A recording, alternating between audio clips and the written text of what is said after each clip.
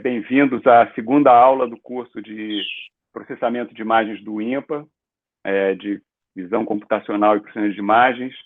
E como vocês devem saber, quem assistiu à primeira aula, esse ano o curso é dedicado à aprendizagem profunda com vídeos, né? Então, em inglês, Fundamentals and Trends in Visual Image Processing. E como eu falei na primeira aula, esse ano de 2020, acredito que é o ano do Deep Video, onde a gente vai estudar no curso aqui aprendizagem profunda para imagens e vídeo, concentrando em aplicações de vídeo. Então, essa parte toda do curso de informações gerais, né, o instrutor, o assistente do curso e o esquema de aulas, a gente falou isso na primeira aula, na terça-feira, e dúvidas que estiverem podem, quem estiver assistindo pelo YouTube pode mandar e-mail para a gente, desde que seja uma pergunta assim, realmente importante, a gente vai responder, né? Eu mostrei o material do curso e o software que a gente vai usar.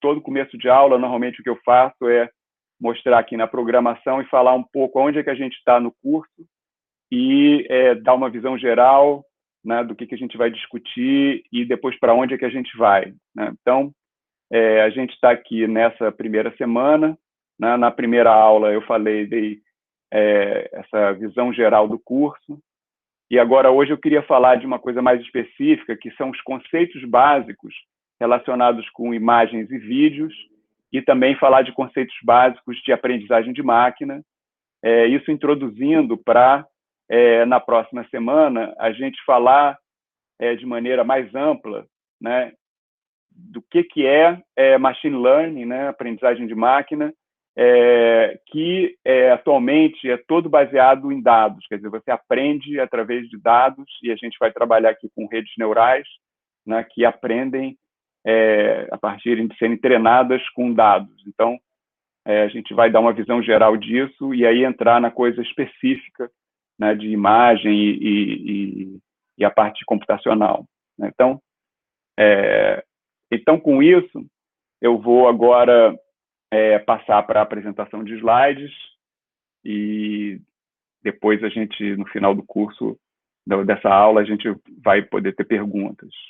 Talvez eu termine a aula um pouquinho mais cedo hoje, porque normalmente eu divido esses temas, né, em blocos e, assim, não gosto de continuar um tópico seguinte sem assim, e falar só a metade da coisa. Então, o que eu preparei para hoje, eu acho que vai dar, assim, talvez a gente falar até 2h45, 2h50.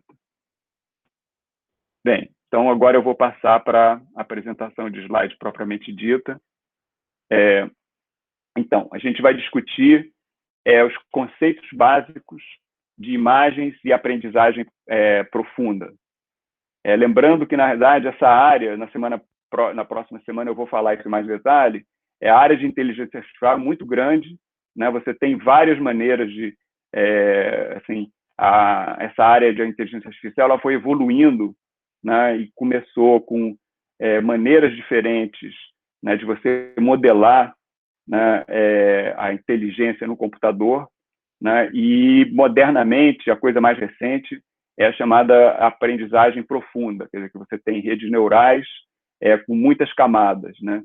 Então, hoje eu vou concentrar mais em deep learning, né, nesse tipo de aprendizagem de máquina, mas na próxima semana eu vou dar uma visão geral de inteligência artificial e situar machine learning usando redes neurais profundas, né, que é o que a gente vai usar aqui no curso, que vai usar para imagens e para vídeos. Então, para isso, eu vou precisar antes discutir os conceitos básicos de imagem e vídeo. Então, eu vou começar com isso e passar para a parte de aprendizagem profunda.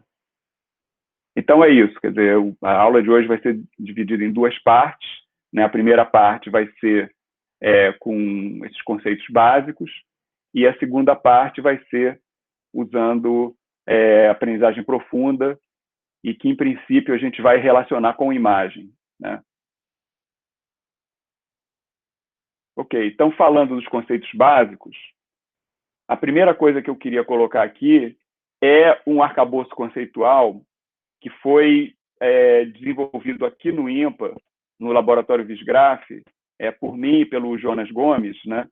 Que é um arcabouço conceitual que a gente chama de o paradigma dos 4 universos, que foi desenvolvido, na verdade, para o que a gente faz aqui no Laboratório Visgraf e nessa nossa área de computação visual. Assim, a gente trabalha com matemática aplicada computacional para mídias, né? Então, para você poder trabalhar nessa área, fazer pesquisas nessa área, né, você precisa ter uma metodologia para orientar a sua pesquisa, né? E a gente acredita que esse arcabouço conceitual, que é o paradigma dos 4 universos, ele é perfeito para isso, e ele vem informando as nossas pesquisas e, na verdade, o nosso ensino também, desde que a gente começou o laboratório há 30 anos, né? Então, essencialmente, o que é esse paradigma dos 4 universos? Ele, na verdade, é composto por níveis de abstração, né? Então, são 4 níveis de abstração que, de uma certa maneira, eles representam todos os aspectos essenciais da matemática aplicada computacional e, nesse caso, voltada para mídias. Quer dizer, a gente tem primeiro, né, o que a gente chama do universo físico, né?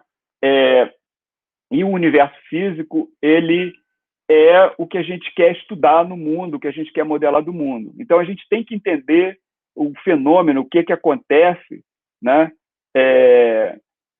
no universo físico, entender o que a gente quer fazer com o que existe na realidade. E, para isso, a gente, para poder fazer alguma coisa, né, cientificamente, a gente vai modelar isso com modelos matemáticos, né? Então, a gente vai ter abstrações, né, que vão ajudar a gente, né, a modelar isso, né? E daí a gente tem uma maneira de lidar com essa questão, né? E daí nós podemos passar para começar a pensar em colocar isso no computador, né? Então, para colocar isso no computador, essencialmente, nós precisamos ter uma representação que é uma representação que é discreta, né, e finita, né, porque o computador é uma máquina discreta e finita. O modelo matemático ele pode ser um modelo contínuo, a gente pode pensar, né, em coisas, né, espaços de dimensão infinita e coisas assim, mas para poder trabalhar com isso no computador, nós primeiro precisamos criar uma representação adequada. E essa questão de você criar a representação, ela é fundamental, né? E aí, uma vez que a gente tem a representação, a gente pode colocar no computador. Então, para isso, o que a gente faz a gente passa, né, para o universo de implementação, aonde aqui a gente tem, né, o computador, né, e implementa as coisas, né? E nota que, quando a gente implementa, a gente, de uma certa maneira, volta para o universo físico. Então, a gente tem uma realimentação, né, desse processo e pode comparar coisas do mundo físico que a gente modelou e criou, né, com as coisas que a gente está estudando no universo físico. E isso é muito importante em certas áreas de aplicação, por exemplo, na fabricação auxiliada por computador, onde você está construindo algum objeto, né? Pode ser um objeto assim bastante sofisticado tecnologicamente, né? Por exemplo, uma peça para um avião ou para uma máquina muito sofisticada, né? Que você precisa projetar a peça e depois você vai fabricar essa peça e ela tem que estar de acordo com as especificações. A peça física tem que estar de acordo com as especificações que você projetou, né? Então, esse paradigma ele é muito bom, né? E atendeu a gente assim amplamente, né? Durante esse período todo. Então, vocês podem ter esse paradigma como pano de fundo, né, conceitual e metodológico, do que a gente vai estudar aqui no curso, tá? E aí, uma coisa muito interessante desse paradigma é que ele coloca questões de uma maneira informada, né? E permite que a gente não cometa assim, confusões, porque a gente separa as questões que têm que ser discutidas em cada nível de abstração, né? Então, essencialmente, a gente vai estudar em cada nível os conceitos e abstrações correspondentes àquele nível, né? E aí, os níveis diferentes, eles lidam com conceitos diferentes, mas relacionados com a mesma coisa. Então, a gente vai, de uma certa maneira, entender como um conceito, num determinado nível, por exemplo, no nível matemático, né, ele mapeia com o conceito no nível de representação, por exemplo, né? E a gente vai entender a correspondência entre essas coisas, né? E daí a gente vai entender o que a gente ganha e o que a gente perde quando a gente passa de um nível para outro, tá? Então, eu vou dar um exemplo aqui bastante simples para vocês entenderem isso. Eu vou até voltar aqui, né, para esse paradigma dos 4 universos e dar como exemplo, né, questão matemática de modelar quantidades escalares, né? Então, o que é uma quantidade escalar? É uma quantidade que você consegue medir, né? Então, por exemplo, você cria uma régua, né, ou uma balança, né? Então você pode medir, né, o comprimento, você pode medir o peso, né? Então são propriedades do mundo físico, né, que você pode medir, né? Só que para isso você precisa modelar matematicamente o que é um escalar, né? E tradicionalmente na matemática você modela um escalar por um número real, né? E aí você tem toda a ferramental matemático para trabalhar com quantidades escalares. Só que, assim, os números reais, em princípio, a reta real ela é infinita, né? E ela não é discreta, ela é contínua, né? É exatamente refletindo o que existe, né, no mundo físico, na natureza, porque comprimentos e, por exemplo, peso, né, eles variam continuamente, né?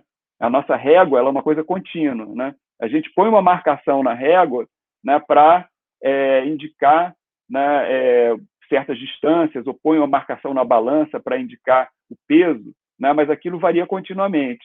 Então, o que a gente faz quando passa do universo matemático, onde a gente tem os números reais para representar quantidades escalares, a gente cria uma representação, né, que vai ser discreta e finita, né?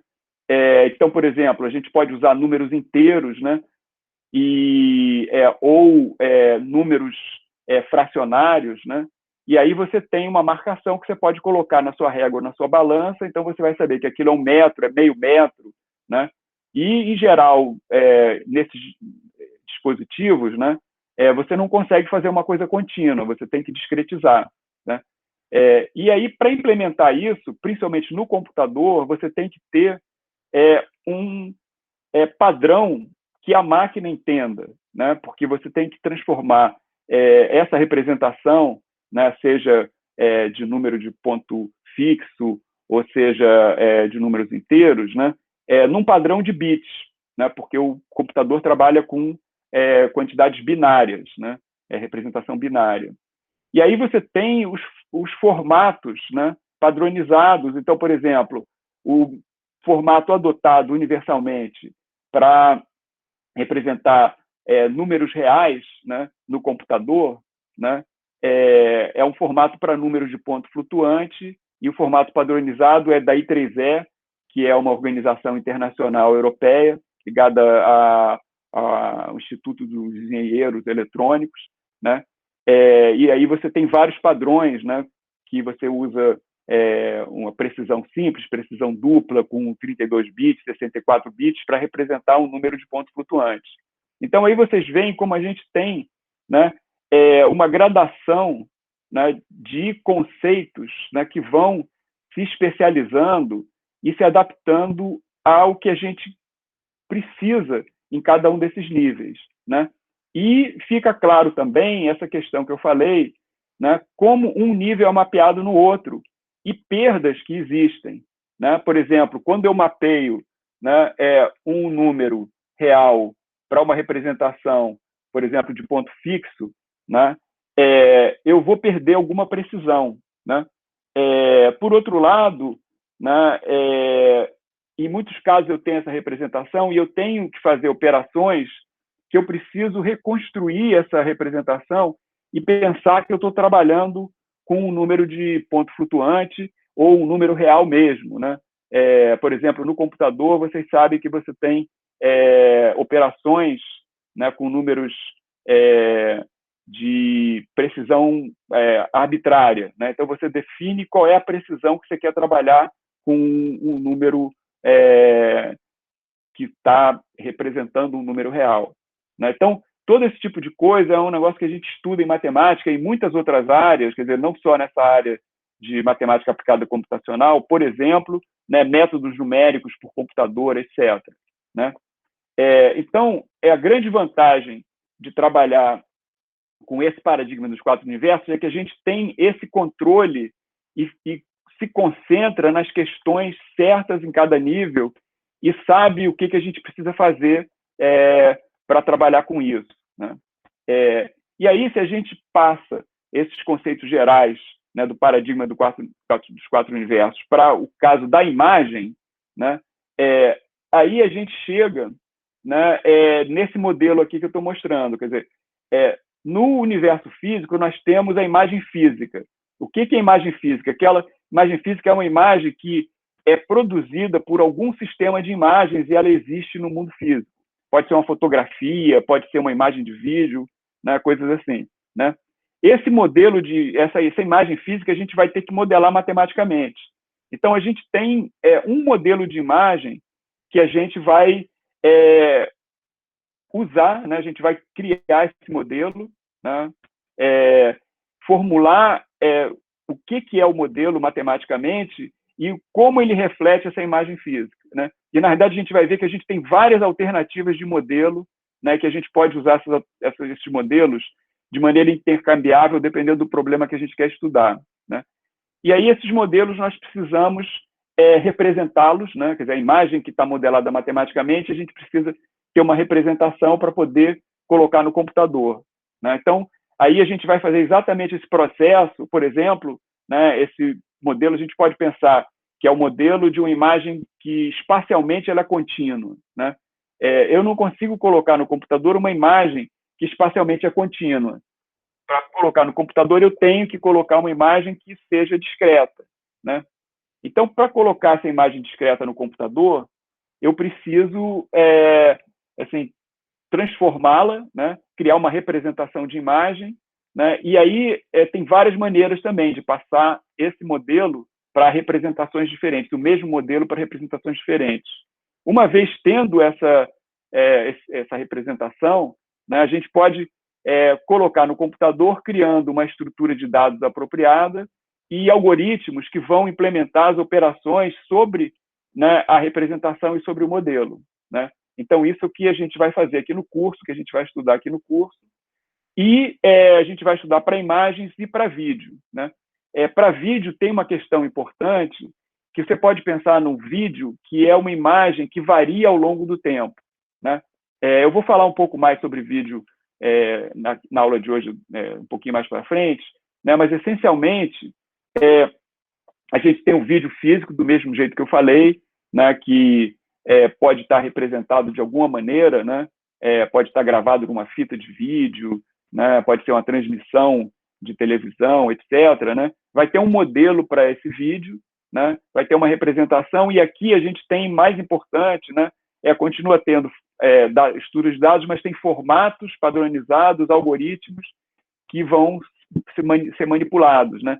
E, na verdade, você pode ver que o vídeo, quando ele é discretizado, ele vai ser feito por várias imagens. Então, tem uma relação entre a imagem e o vídeo, mas a gente precisa estudar exatamente essa variação temporal, né, que relaciona uma imagem com outra, porque existe uma coerência entre como essa imagem está mudando. Isso é uma das coisas mais importantes de você trabalhar com vídeo, computacionalmente, usando inteligência artificial. né? Então, em relação ao sistema físico, né, o que a gente pode pensar é que, na realidade, a gente não tem um objeto, né? Como eu falei, como exemplo, eu dei, você pode ter uma fotografia é um objeto, e isso é a imagem física que a gente está querendo estudar. Mas, na verdade, o que a gente quer estudar mesmo, né, no mundo físico na verdade, um sistema de imagens, né? O sistema que produziu aquela fotografia, né? Porque, na verdade, aqui entra um aspecto muito importante da matemática aplicada computacional para mídias, é que, na verdade, tudo que a gente faz só tem sentido se ele for refletido numa mídia e a mídia foi feita para seres humanos. Então, assim, uma imagem que existe, está dentro de uma gaveta e ninguém viu aquela imagem não significa nada. Aquela imagem só vai significar alguma coisa quando alguém olhar para aquela imagem, né? Ela foi produzida e alguém vai olhar. Então, a gente tem que pensar no objeto de estudo nosso no mundo físico, num sistema de imagens. Então, o sistema de imagens ele pressupõe que tem uma fonte, né, de informação, né? Tem um canal que está transmitindo essa informação e você tem um receptor, né, que está recebendo aquela informação e está decodificando ela, né? E aí a gente pode pensar exatamente na imagem como um sinal, né? Exatamente é um sinal que é emitido, transmitido e decodificado, e recebido, né? E aí a gente pode explorar muito áreas tanto da matemática, de teoria de sinais, quanto da engenharia, né? Engenharia de sinais em geral. Então, a imagem e o vídeo são sinais especiais, né? E é assim que a gente vai ver aqui no curso. Então, para dar exemplos para vocês, vocês podem ver o seguinte, né? O sistema de imagens mais natural que existe é a percepção humana da visão, né?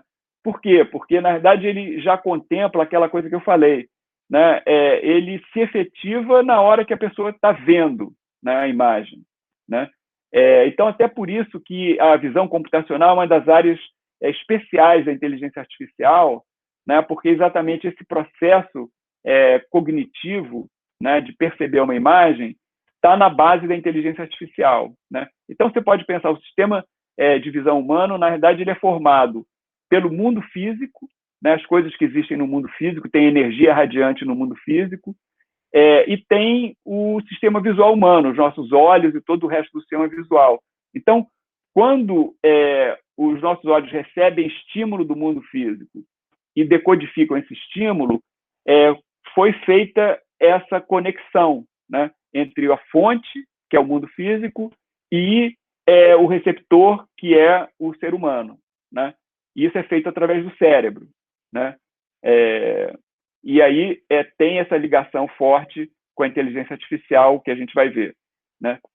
Outros sistemas que são sistemas não naturais, mas artificiais, né, feitos pelo homem, o mais clássico é a fotografia. Então, a fotografia, você tem o processo da câmera fotográfica, né, que é captar uma imagem do mundo real, e aí você tem o processo de reproduzir ela, né, de alguma maneira, ela impressa ou num dispositivo de exibição, como uma tela, uma coisa assim, né? E aquilo vai ser visto por alguma pessoa. E aí nota que você tem uma complicação a mais, porque você tem uma intermediação, né, de dois sistemas, porque na hora que você tem uma fotografia, ela vai ser vista como um artefato por um ser humano, mas ela foi produzida por um outro sistema de imagens, né? Para imagens animadas, né, para vídeo, né, vale a mesma coisa. Então, a gente tem a televisão, né, a gente tem vídeos, né, tem a televisão que é transmitida, né, e é o mesmo processo, né? Então, esses dois sistemas aqui, né, classicamente era o que existia até bem pouco tempo, né? Só que de um tempo para cá houve uma revolução de mídias onde você começa a ter novos sistemas, né, que mudam esse paradigma, porque se você for olhar, quer dizer, a fotografia classicamente, né, ela era ou inicialmente totalmente ótica, mecânica e química, né? Com a televisão, né, a fotografia e o cinema são isso, né? E a televisão introduz, né, um outro elemento, que ela tem um lado eletrônico, né? Mas isso são mecanismos, né, feitos pelo ser humano, que, em princípio, não têm inteligência, né? Então, nas novas mídias, esses novos sistemas, todos eles são baseados, né, em computação, né? Então, você tem um sistema que ele é inteligente, né?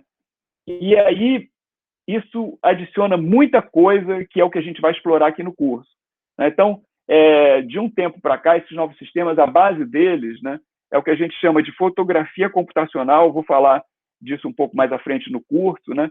E permite você ter outras informações que não sejam simplesmente uma imagem que você pode ver, né? Por exemplo, atualmente a maioria dos celulares tem câmeras que funcionam com RGBD. Então, RGB são os canais de cor, né? Red, green, blue, né? Azul, verde e vermelho, né? E o D é o depth, que é a profundidade. Então, essa câmera, ela captura não só informação visual, mas captura a informação geométrica da cena, captura a profundidade da cena, né? Então, nesse contexto, junto com esses novos sistemas, é que a gente tem a área de inteligência artificial, né, e deep vídeo para novas mídias, que é o que a gente vai estudar aqui no curso, tá? Então, outros aspectos que a gente tem que considerar, né, em relação à mídia, né, é isso que eu falei, quer dizer, o tipo de... Porque eu vou falar um pouco mais sobre uma conceituação matemática, como é que a gente modela matematicamente objetos de mídia, né? Mas, assim, você pode pensar, por exemplo, uma imagem. A imagem, ela existe fisicamente em cima de algum suporte, né? Esse suporte pode ser o papel, né, quando é uma impressão de uma fotografia, pode ser uma coisa eletrônica, né, como a tela de uma TV, né, e pode ser uma coisa o mais variado possível, né? Então, a gente tem que levar em consideração esses aspectos, né, inclusive a própria questão geométrica, né? Quer dizer, se for pensar no olho humano, né, o globo ocular ele é esférico, né, e a retina, onde fica a imagem, né, é uma calota esférica, né? Então, a geometria dela é curva, né? Ao passo que, por exemplo, uma fotografia, né, ela é uma coisa plana, né? Uma região retangular, né? Plana, né? Então, são aspectos que a gente vai ter que levar em consideração e estudar nessas coisas que eu falei, quando você passa de um modelo para o outro, quando você faz discretização, coisas assim, né? E representações. Complementando, para terminar essa primeira parte do mundo físico, né? Quando a gente fala, né, que a gente tem um sistema de imagem, né? E quando eu falei que, na realidade, as coisas só têm sentido quando são percebidas, né? Então, você tem ali, né, aquele sinal, na realidade, ele carrega uma mensagem, né? E aquela mensagem vai ser entendida, né? Então, para isso, a gente pode explorar, né, uma área que é uma área linda da matemática, que é a área de teoria da informação. E essa área vai ajudar a gente a criar os modelos efetivos para trabalhar exatamente com esses aspectos, né? Tanto de representação, né, do sistema e da cognição, né? E, assim, pensando poeticamente, né, o Danny Hillis, que foi a pessoa que é um cientista que criou a área de computação massivamente paralela, numa palestra ele disse uma coisa que me impressionou muito e que reflete o que é esse sistema de comunicação, né? Assim, a linguagem ele é um mecanismo de comunicação, né? Então, quando você fala uma coisa para uma outra pessoa, né, você está se comunicando com ela, passando uma mensagem. Mas a interpretação do Danny Hillis é um pouco diferente, né? O que ele diz é o seguinte: quando você está falando alguma coisa para outra pessoa, você está tirando um pensamento do seu cérebro e colocando aquele pensamento dentro do cérebro da outra pessoa, né? Então, você vê a beleza poética disso, né? Então, é isso que a gente quer estudar aqui nesse curso, tá? E é isso que a gente quer que a máquina aprenda, né? E isso é difícil, tá? E a gente vai estudar isso aqui.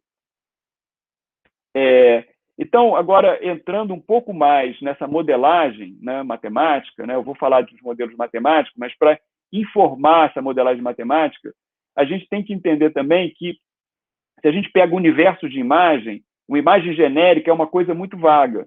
Então, a gente tem que pensar e começar a estudar esse universo de imagens e entender qual é a estrutura dele para poder colocar uma modelagem matemática. Então, uma coisa que a gente pode fazer é fazer classificações, né, baseadas em aspectos e propriedades dentro desse universo de imagem. Então, uma que você usa as características da imagem é, por exemplo, você classificar as imagens entre naturais e artificiais, né? E aí, por exemplo, imagens naturais, você vai ter cenas que são ao ar livre ou cenas internas, né? E aí, muito provavelmente, né, nessas cenas ao ar livre, você vai ter só fenômenos da natureza, né? Plantas e coisas assim, ou eventualmente alguma coisa feita pelo homem, prédios, né? E numa cena interna, você vai ter, tipicamente, objetos feitos pelo homem, né? E eventualmente também coisas naturais, como um vaso de plantas, mas é de uma maneira diferente, né? Você pode ter uma coisa toda natural dentro de uma caverna, né?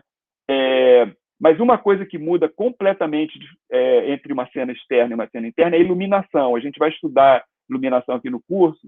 A iluminação de uma cena externa é totalmente diferente de uma cena interna, né?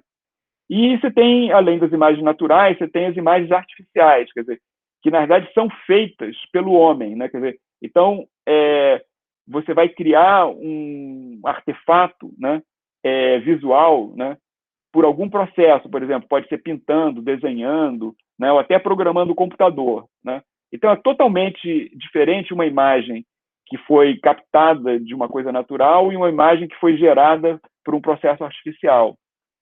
Uma outra coisa que eu já me referi, né, a dimensão da imagem, né? Então, eu falei de imagens RGBD, né?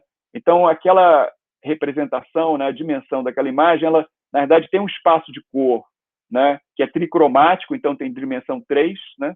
Mas você tem a profundidade, né? Então, a dimensão lá tem dimensão 4, né? Isso é no atributo que você está representando, né?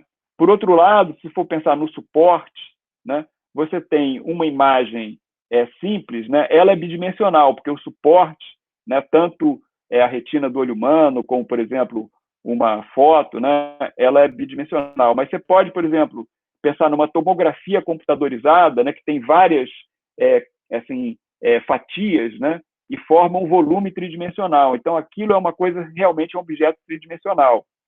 E a gente vai ver que a gente pode ver o vídeo como uma coisa tridimensional que é o produto da imagem bidimensional, que é cada fotograma de um vídeo, né?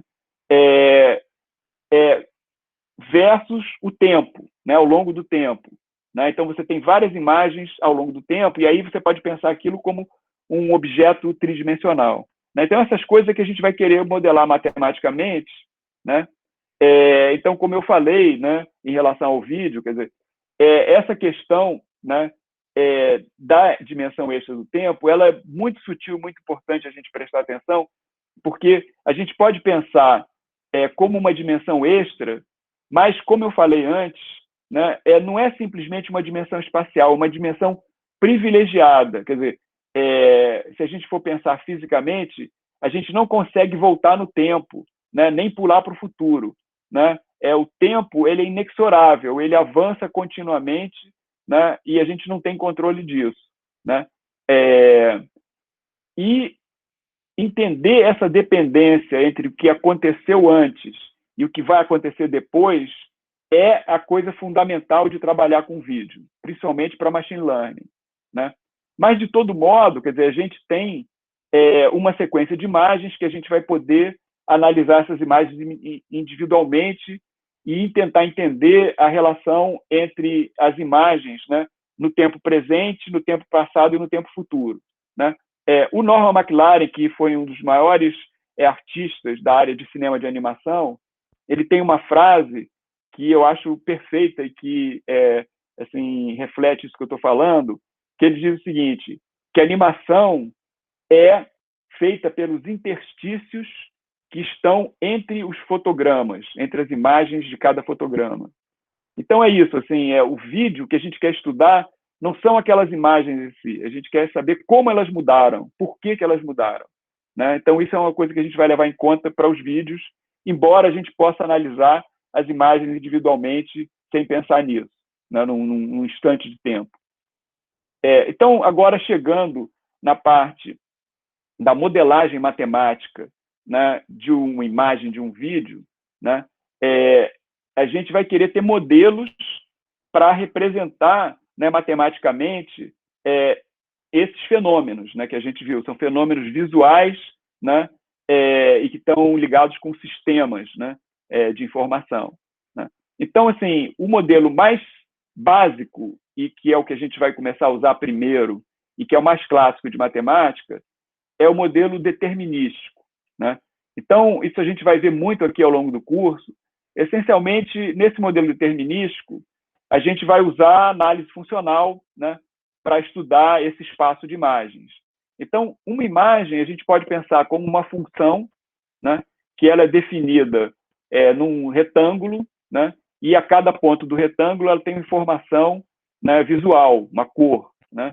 E se for um vídeo, quer dizer, a gente, além disso, a gente tem a dimensão tempo, que naquele ponto lá da imagem, aquela informação está variando ao longo do tempo, né? Então, é isso que a gente vai estudar em termos dos modelos determinísticos, né?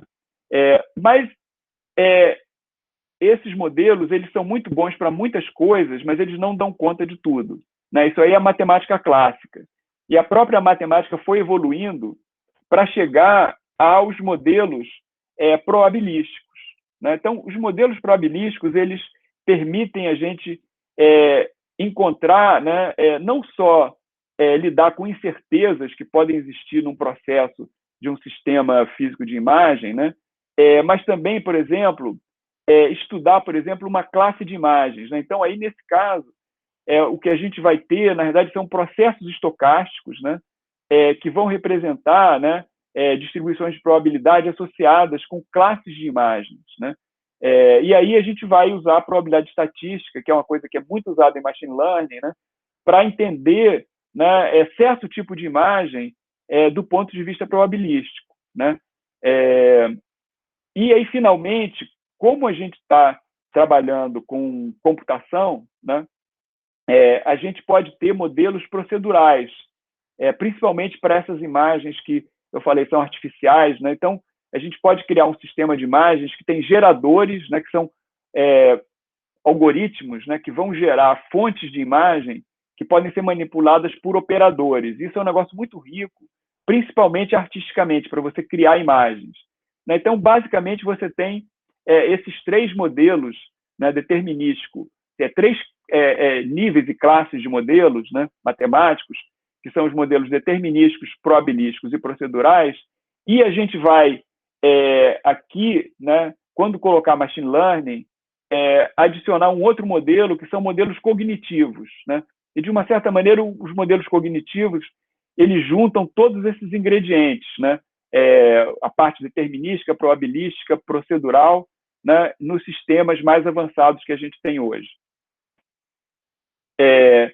A questão, né, quer dizer, quando eu falei para vocês, né, você tem essas classes de modelos, nós não somos obrigados a trabalhar com esses modelos separadamente ou fazer uma escolha e ficar com essa escolha. A gente pode, na verdade, usar ele como modelos complementares. Então, a gente pode, na verdade, escolher um modelo, né? Quando a gente escolhe um modelo, a gente tem que saber como trabalhar com ele, essencialmente fazer operações e, na realidade, na prática, fazer computação com ele, né? E, por outro lado, se a gente quer usar vários modelos, a gente precisa saber como a gente converte de um tipo de modelo para outro. Por exemplo, converter de um modelo determinístico para um modelo probabilístico e assim por diante, né? Isso também é uma área muito rica da matemática, né? E a gente vai ver isso aqui, né? E, além disso, a gente pode trabalhar com esses modelos todos ao mesmo tempo. Então, a gente pode criar um supermodelo, né? Que a gente chama de Uber Model, né? Que ele junta esses modelos todos e é um modelo híbrido, que tem esses aspectos combinados, né? E a gente vai ver isso ao longo do curso, né? É, bom, então agora eu queria dar uma pausa e entrar exatamente numa questão que é fundamental, ligada com visão computacional e que a gente vai usar muito em machine learning, né? Pegar exatamente pelo aspecto perceptual, né, de um sistema de imagens e de comunicação. E aí eu vou, na verdade, recorrer ao David Marr, que é um pioneiro da visão computacional, né? Ele escreveu o primeiro livro assim clássico da área de visão computacional, e nesse livro ele conceitua, né, como você vê uma imagem no processo cognitivo, né? Exatamente me referindo ao que a gente falou lá, se a gente coloca a inteligência artificial, a gente vai ter uma matemática cognitiva, né? Então, se for pensar, quer dizer, o segundo David Marr, né, a imagem, e no caso o vídeo também, né, você pode pensar que ela tem pelo menos 3 níveis, né, para você estudar ela, né? Então você tem o nível primário ou baixo nível, né?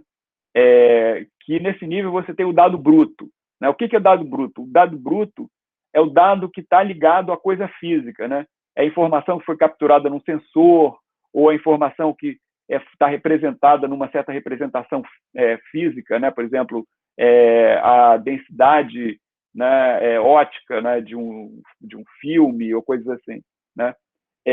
Quando a gente pega esses dados brutos e transforma numa informação digital, a gente vai ter uma imagem digital, a gente vai ver isso no curso, né? E aí a informação que a gente tem, né, são os chamados pixels, né?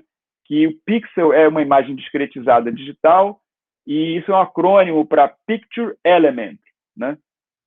Então, no baixo nível, que a gente vai lidar com esse tipo de informação bruta. E aí não tem assim a informação estruturada, né? Então você tem que fazer algum esforço para entender o que é aquilo. E é isso que a gente quer. Então, para fazer isso, o que a gente vai fazer é colocar estrutura. Então, a gente vai ter um nível intermediário, onde a gente cria estrutura. Aí entra toda a teoria, né, de visão computacional, teoria perceptiva, teoria de Gestalt, né, que diz como a gente percebe uma imagem. Isso está também muito ligado com teoria de informação. Porque, por exemplo, quando você olha para uma imagem, né, se você tem uma região toda assim, com alguma informação visual, uma cor, por exemplo, é constante, aqueles pixels estão um do lado do outro, né, tem a mesma cor, você não dá muita atenção para eles, né? Mas se, por exemplo, como esse caso aqui, né, por exemplo, se eu desenhar aqui esse retângulo, né, aqui dentro do retângulo tem uma cor branca, né? Fora do retângulo também tem, mas nessa aresta aqui, tem uma mudança, a cor varia, né? De branco para vermelho e volta para branco.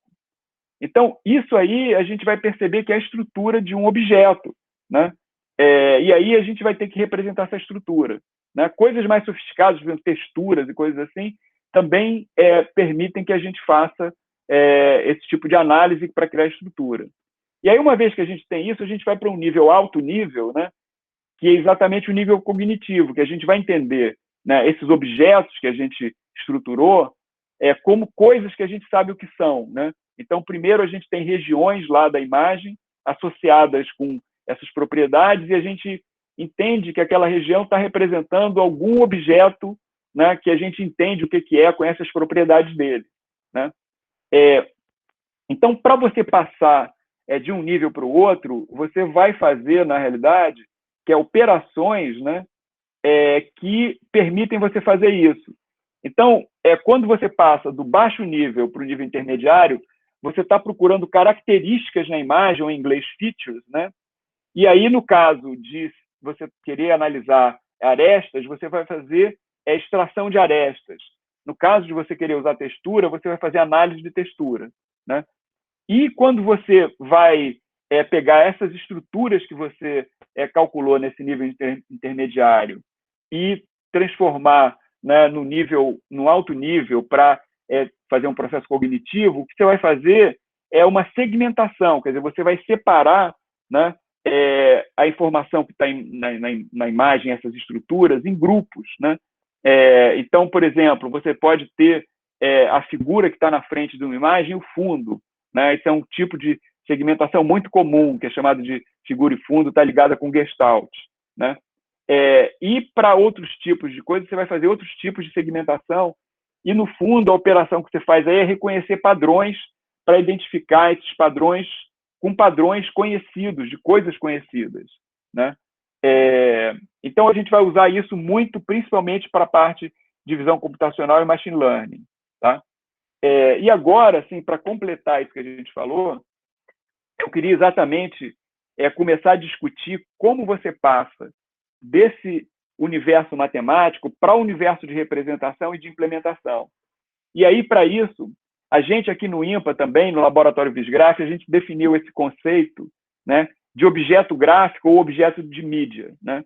Então, o que é um objeto de mídia, né? Na verdade, um objeto de mídia é um par, né, UF, né, que esse objeto ele tem um suporte geométrico, né, que é a sua forma, né, e ele tem funções de atributos, né, que refletem as suas propriedades, né? Então, se você for pensar, por exemplo, numa imagem, né, essa imagem bruta, né, ele é um objeto gráfico, né, um objeto de mídia, que tem um suporte geométrico muito simples, porque é uma região retangular do plano, né?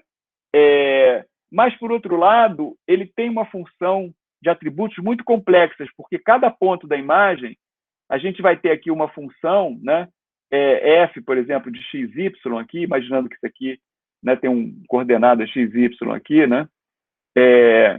E aí, para cada ponto aqui, né, xy, né, eu vou ter um valor aqui, que é um valor de um atributo, que pode ser um atributo de cor. Então, eu vou ter uma cor aqui nesse ponto, né? Isso aqui vai variando ao longo da imagem, né? E essa função ela é muito complexa, porque essa função ela varia espacialmente, no caso de vídeo, ela varia espacial e temporalmente. E é isso que a gente quer estudar, né? Em outras representações de imagem, a gente vai ter outros modelos desse tipo para objetos gráficos, né? Então, o que a gente pode pensar assim, primeiro, para estudar isso, né? Como a gente vai definir, né, o nosso objeto de mídia. Então, como eu falei, a gente vai ter que estudar o suporte dele, que no caso, né, desse modelo que eu usei, que é determinístico e funcional, né, essa função de atributos ela vai se dar sobre um domínio do plano, né?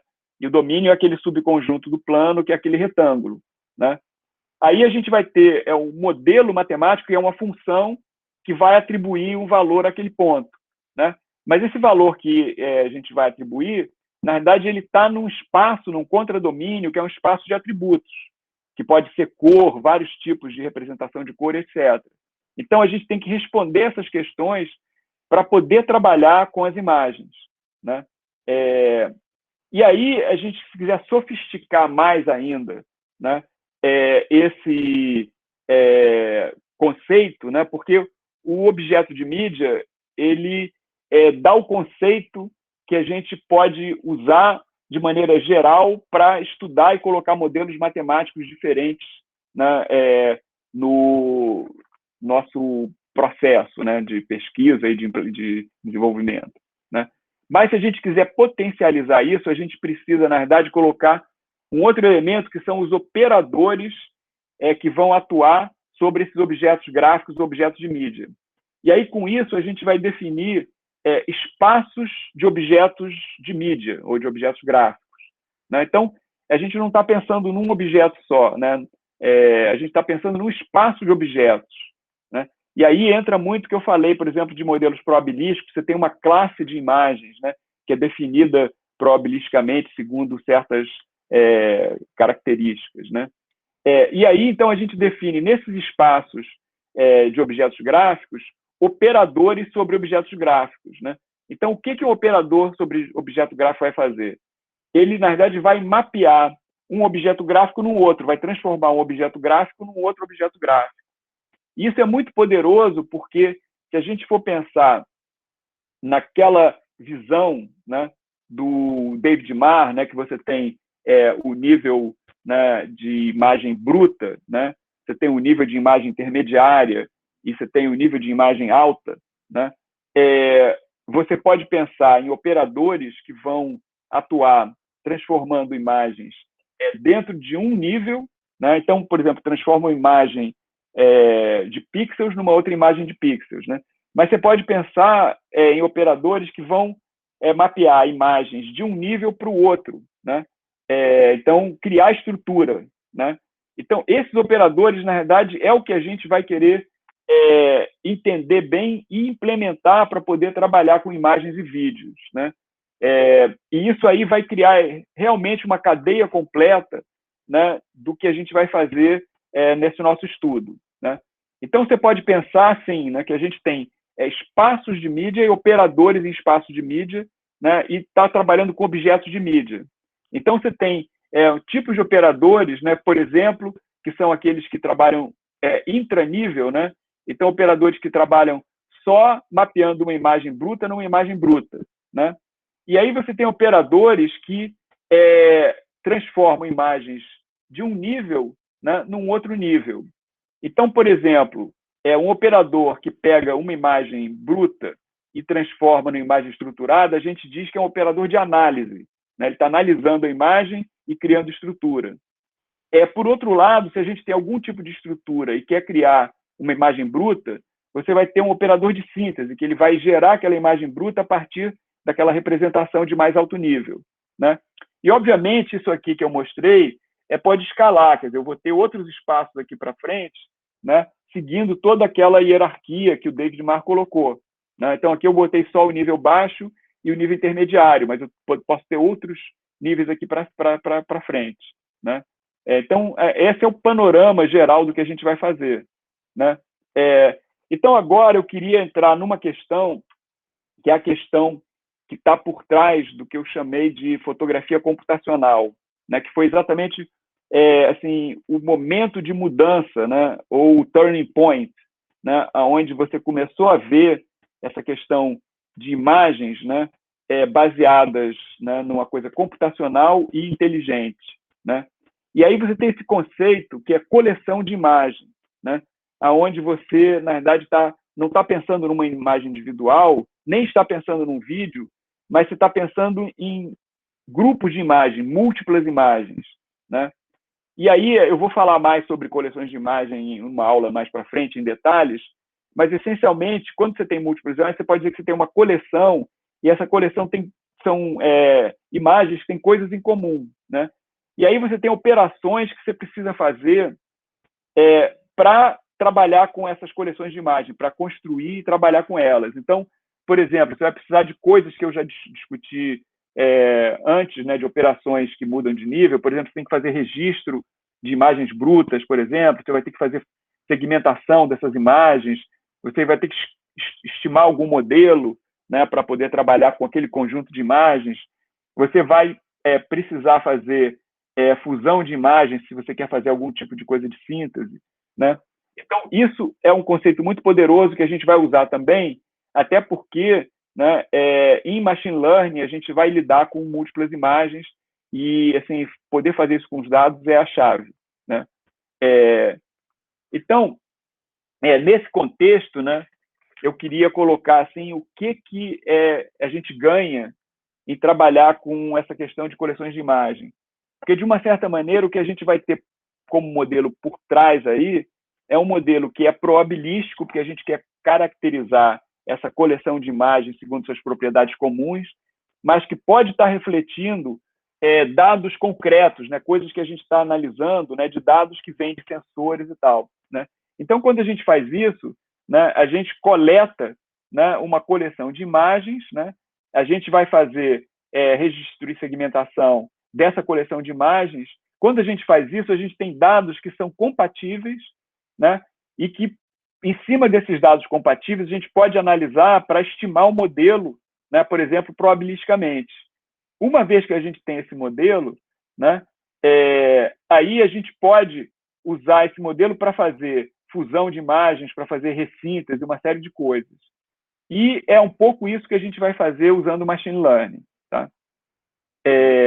Então, falando de machine learning, eu vou passar agora para a segunda parte da aula, onde eu vou falar de aprendizagem profunda com redes neurais, que na verdade, assim, o estado da arte, a última coisa que está sendo feito em inteligência artificial atualmente. E vou ligar isso com imagens e vídeos. Então, assim, só para dar um panorama geral, né, como eu falei, né, desculpem o erro aqui, não é learning, é learning, né? Então, assim, você tem inteligência artificial, que é uma área muito grande, eu vou falar na próxima semana um pouco mais sobre isso, mas, em particular, você quer aprender, né, como lidar com informações, né, computacionalmente, né, por isso que é inteligência artificial, né, e, em geral, isso é baseado em dados ou um conhecimento estruturado, né? E, como eu falei, o estado da arte nessa área é exatamente você trabalhar com redes neurais profundas, né? No caso de imagem, a gente vai trabalhar, na verdade, com um tipo especial de rede neural, que são as redes de convolução, e eu vou explicar por que essas redes de convolução são importantes para trabalhar com imagem. Isso também foi um outro breakthrough na área, né? E a gente vai entender muito bem, né, a partir dos fundamentos matemáticos, né, da operação de convolução e como é que isso relaciona com as redes e com o aprendizado. E aí a gente vai ver que tem várias maneiras de fazer aprendizado.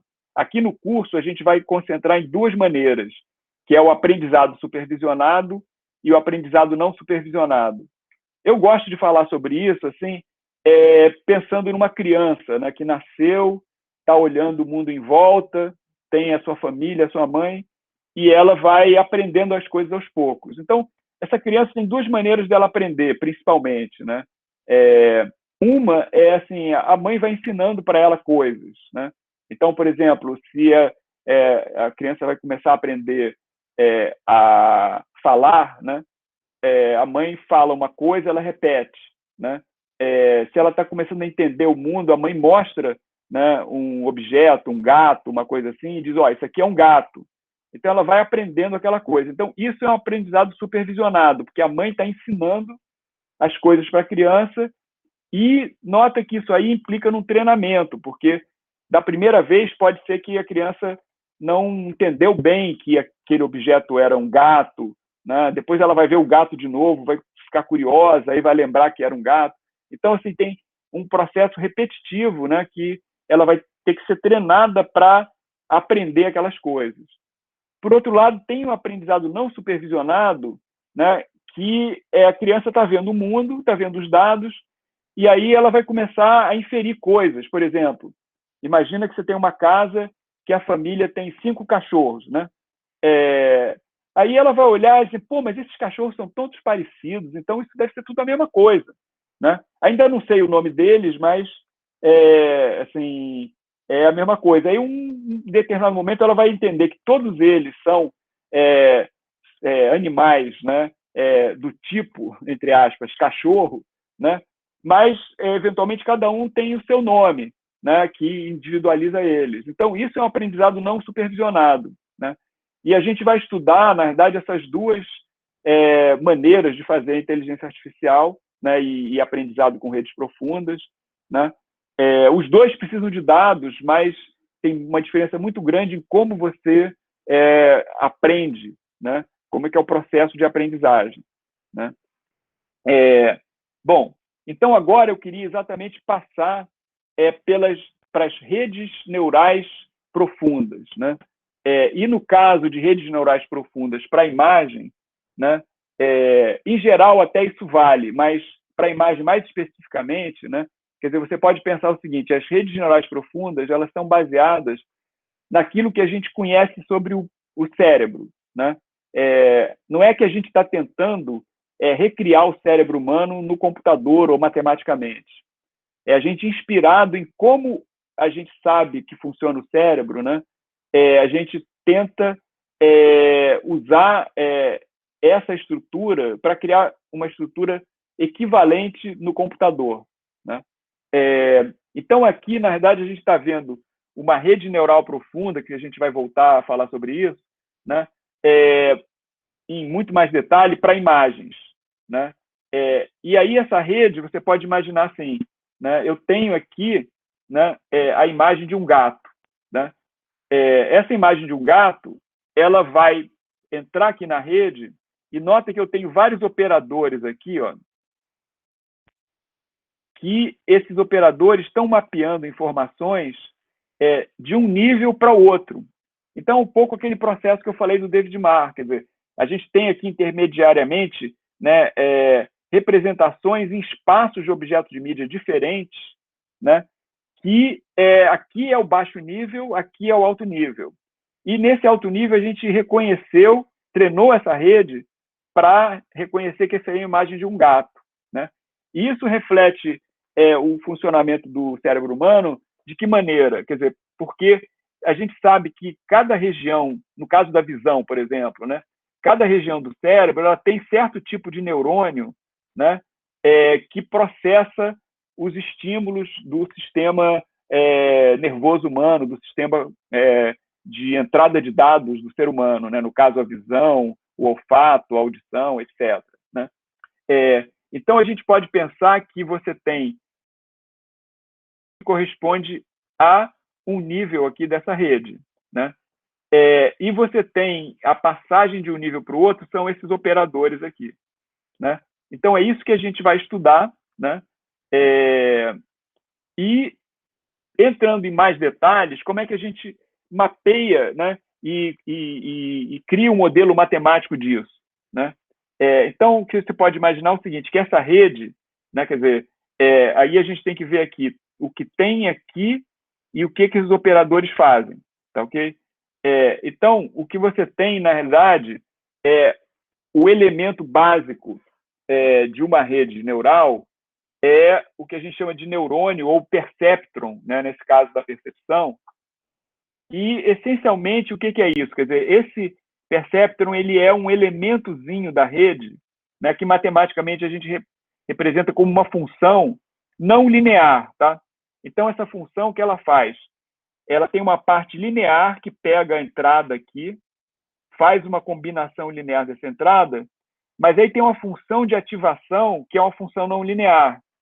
Então, dependendo dessas entradas e dessa combinação linear, essa função ela vai ser ativada ou não e mandar um sinal para cá dizendo, decodifiquei alguma coisa, ou não manda sinal nenhum e ela não prestou atenção naquilo, né? Isso vai depender do quê? Vai depender desses pesos que estão aqui, né, que são pesos que vão pegar os dados de entrada e vão ponderar eles para ter essa combinação linear, né? E vai depender de como é essa função de ativação, né? Que é uma função não linear. Quer dizer, então, isso aí é a base, né, da construção de uma rede. Só que essa operação atômica ela não faz nada sozinha. Então, você precisa, na verdade, conectar, né, esses vários neurônios, né, entre si, né, para criar aquelas camadas, né?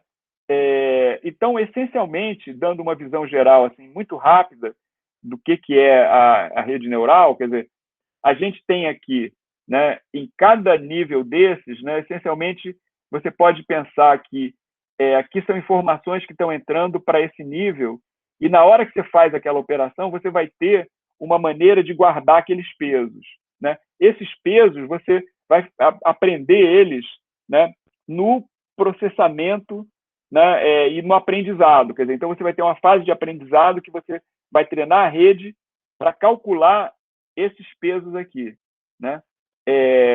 E aí, à medida que você vai avançando, né, nesse processo, né, de inferência, né, passando de um nível para outro, você vai guardar o que saiu de uma camada para outra camada, né, nesses níveis intermediários aqui que vão entrar no próximo nível, né? E aí, isso aí é que a gente pode pensar que são mapas, né, de características, né, de features, né, que eu falei antes, né? Exatamente essa mudança de estruturação, né? A gente vai ver até como visualizar isso numa rede neural, né? Aqui está um exemplo muito simples, né? Mostrando só a entrada, uma camada intermediária e uma camada de saída. E, normalmente, a gente usa o termo de que as camadas intermediárias, né? Quer dizer, na verdade, todas essas aqui, né, a gente diz que são camadas escondidas, porque a única coisa que a gente está vendo é o que entra e o que sai. Então, nesse sentido, a gente pode pensar na rede como uma caixa preta, né? É uma função que mapeia uma coisa que entrou numa coisa que saiu, né? Só que é uma função muito sofisticada, muito complicada, e que a gente não criou ela, né, assim, em forma fechada, né? A gente cria um mecanismo para aprender essa função. Isso é que é a grande revolução da inteligência artificial usando redes profundas, né? E aí, pensando em imagens, só agora começando a explicar para vocês por que as redes para imagem são redes de convolução, primeiro porque, na verdade, a convolução é uma operação matemática essencial, né? Ela está na teoria de Fourier, né? E uma série de coisas, a gente vai estudar isso, né? Mas também, por outro lado, a convolução, a gente nota que é uma coisa que acontece, né? Fisiologicamente, né? No processo cognitivo do ser humano, né? Então, tanto no caso, né, os sensores do olho humano, né, cones e bastonetes, eles estão articulados com o nervo óptico, com os neurônios, né, que tem as várias camadas da visão humana, né? Eles fazem, né, esses tipos de operação. Então, por exemplo, né, você tem, na verdade, estruturas no cérebro, né, que, por exemplo, detectam arestas, né, que são esse tipo de detector. E isso ele está fazendo uma convolução, né? Aí você tem outros tipos, né, que detectam, por exemplo, quinas e coisas assim, né? E outras que detectam regiões muito grandes e tal. E aí a gente vai ver que, na verdade, duas coisas, a convolução e a multiresolução, né, que a gente vai estudar aqui também, né, que está ligado também com o espaço de escala, o Evilete, né, é a chave para você poder trabalhar, né, com imagens, em particular com redes neurais, né, para imagens. Então, a gente vai usar, na verdade, redes neurais de convolução, onde esses operadores não são simplesmente aquela combinação linear, como eu falei, elas têm uma coisa a mais, que é implementar uma operação de convolução. E como eu falei também, a gente tem essa questão de ter níveis de escala diferentes. Então, essencialmente, por exemplo, você tem uma imagem aqui, que é a imagem de uma letra, né? Então, para passar dessa imagem bruta para um primeiro nível de features, a gente vai fazer convolução. Mas aí a gente vai mudar a escala, vai fazer subamostragem, vai fazer mais convolução, mais subamostragem, e aí no final aqui tem uma parte especial, né, que depois eu vou explicar, tá ok? Que é um outro tipo de estrutura que não tem operadores de convolução. Então, isso aí é uma visão bem geral, né, de aprendizagem de máquina com redes neurais profundas para imagem. E aqui eu queria mostrar para vocês um pouco, né, até visualmente, o que significa isso aqui. Quer dizer, porque eu falei, quer dizer, você pega uma estrutura como essa, né, aqui tem um desenho que você não entende muito bem o que é. O que está nesses níveis aqui? Né? Você sabe o que é operação, mas tem uns pesos, mas o que significa? Tem essa operação, o que é isso? Né? Tem detecção de aresta. Então, eu queria mostrar para vocês aqui, na verdade, um exemplo real, né, que a gente está tentando visualizar o que tem numa rede neural convolucional para imagem, né? Então, se for olhar, quer dizer, o que vai ter no primeiro nível, né? Isso aqui, na verdade, são representações dos operadores de convolução aqui, né? E aqui são coisas na imagem que cada operador desses detectou. Então, por exemplo, deixa eu limpar aqui. Esse primeiro operador aqui detectou esse tipo de coisa, tá? Então, se for olhar, ele é um operador que está detectando arestas nessa direção. Então, você vê aqui todas as coisas da imagem que tinham ali são coisas nessa direção, né? E assim por diante, né? E alguns têm a ver com mudança, né, variações na imagem, né, de intensidade, e outros têm a ver com variações de cor, né? Aí, esse aqui, que é num nível mais sofisticado, ele está detectando outro tipo de padrão. Se você for olhar, por exemplo, aqui, ele está detectando certo tipo de texturas, né? Que são essas texturas aqui, né? Todas as texturas têm um pouco aquela característica, e assim por diante. Tá ok? Aí você vai continuando nisso, né? Aí você consegue identificar coisas muito mais sofisticadas. Por exemplo, aqui, né, esse operador aqui, né, ele está identificando todos esses tipos de padrões, né, hexagonais, né? Já esse outro aqui, né, está identificando todos esses tipos de padrões aqui, assim, tá? Então, isso é um pouco assim, como a gente vai fazendo, vai continuando, e aí quando a gente chega no alto nível, você vai ter, por exemplo, né, operadores que vão identificar, por exemplo, cachorro, né? Então, ele vai identificar cachorro na imagem, né? Vai identificar, por exemplo, o olho de uma pessoa, uma coisa assim, né? Então, isso é o que vai ser aprendido através desses operadores. E para aprender isso, no fundo, o que a gente está fazendo é aprendendo aqueles pesos daquelas funções não lineares com umas outras estruturas matemáticas e de arquitetura da rede para tornar aqueles operadores também serem convolucionais, né? E aí eu queria, só para finalizar, falar um pouco de aprendizado supervisionado e aprendizado não supervisionado, né? Então, por exemplo, um tipo de aprendizado supervisionado é você reconhecer dígitos, né? Eu até falei sobre isso na primeira aula, né? Daquele conjunto de dados do MNIST, né? E o trabalho que o Ian LeCun fez com aquela rede LeNet, né? Para identificar dígitos, né? Aquele trabalho, by the way, né? Aquele trabalho foi feito motivado pela necessidade de você identificar o CEP, né, em correspondências do sistema de correios americano, né, porque eles escreviam à mão na carta e eles queriam identificar o CEP para selecionar automaticamente as cartas e mandar para o lugar certo, né? Então, como é que você faz isso? Né, você primeiro vai ter que identificar uma região da imagem que tem um dígito, né, tem a imagem do dígito, e aí você vai, na verdade, detectar arestas, né? Então, nessa primeira parte aqui, né, você tem, na verdade, detecção de arestas em várias direções, que exatamente parte desse número 3, né, que tem arestas numa direção ou na outra, né? Aí você vai tendo várias características de ordem mais alta, que você vai passando em níveis intermediários, e aí, quando chega no final da rede, você quer reconhecer, né? E aí, esse negócio que a gente está usando aqui, né, é uma representação que é chamada de one hot encoding, né? Porque, no caso aqui, a gente tem 10, vamos dizer assim, bits, né? Ou 10 informações escalares, né? Que eu quero assim, saber, né? Que número é esse.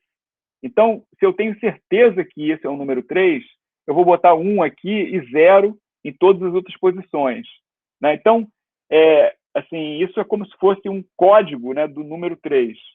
Mas a gente pode colocar uma conceituação probabilística, porque eu posso, na verdade, botar um número escalar aqui, por exemplo, entre 0 e 1, né? E aí, eu vou dizer que a probabilidade desse número aqui ser 3 é proporcional ao valor que está aqui, né? Então, se, por exemplo, é 0,8, né, eu acho que tem 80% de chance que é um 3, mas poderia ser um 2, e aí tem, por exemplo, 0,2 aqui, né?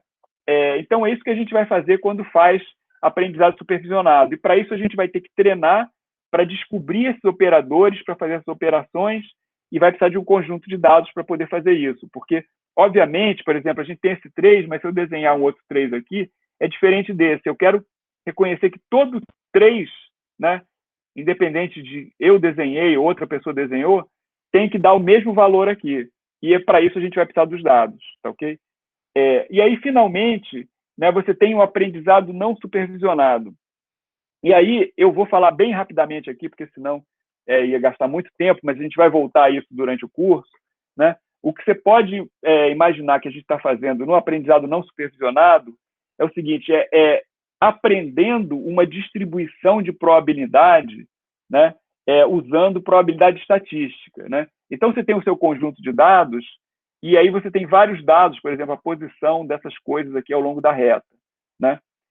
Você quer, por exemplo, modelar isso estatisticamente. Então, você, por exemplo, pode modelar isso com uma distribuição normal, né? Você vai ter que achar a média e a variância, né, para modelar esses dados, né?